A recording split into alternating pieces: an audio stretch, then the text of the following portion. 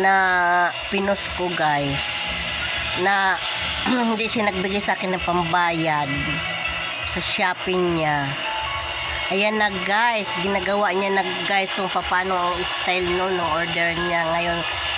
Itong sa part 2 na to, oh. Ito yan guys.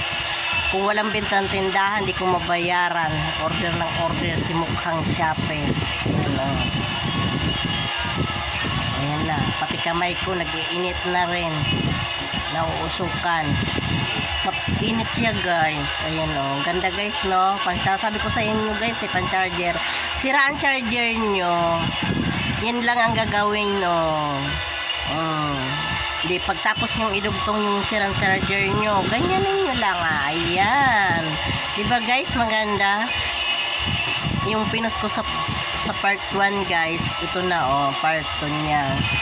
Ginagawa niya na. O, diba? At least nakikita natin paano gagawin. Madali lang pala, guys.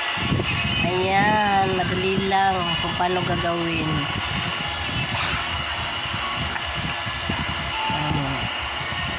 Ayan, guys.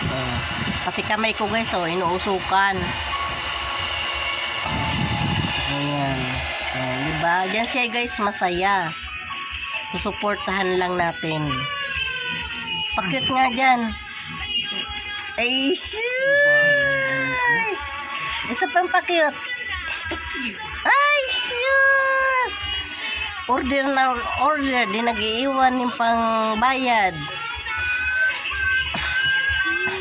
Magugulat ka na lang. May darating. Ayan na guys. Ito na guys. Ang part 2 kung paano niya ginawa sa kaputol-putol kong charger.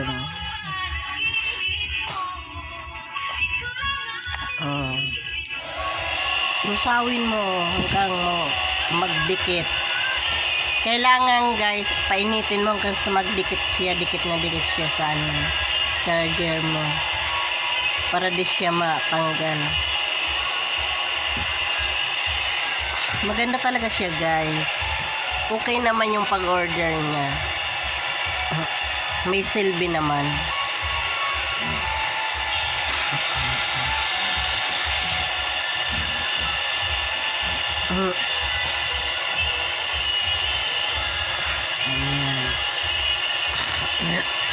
Di maganda na guys ang charger ko. Sa akin charger yan eh. Charger ko yan guys.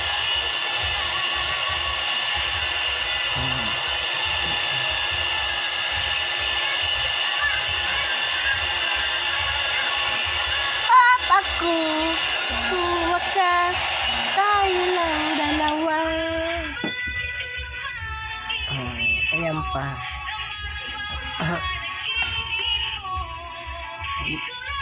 Inep.